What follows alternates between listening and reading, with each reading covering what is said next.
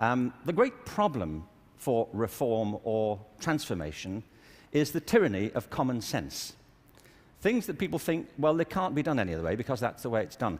I came across a great quote recently from Abraham Lincoln, who I thought you'd be pleased to have quoted at this point. The dogmas of the quiet past are inadequate to the stormy present.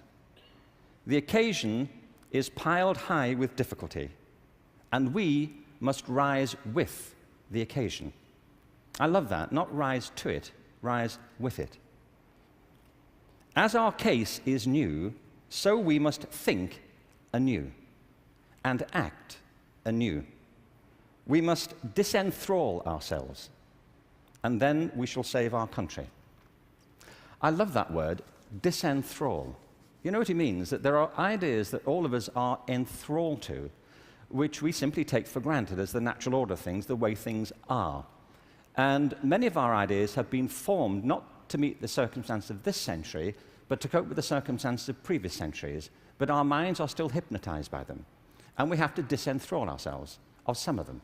The current system of education was designed and conceived and structured for a different age.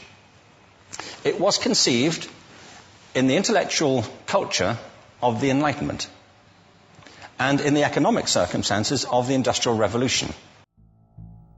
We divide the day up in high schools into bits of time, into 40 or 50-minute blocks typically, and then we ring bells and people start to shuffle around the building and do something else. That's an organizational device, it's not an educational principle.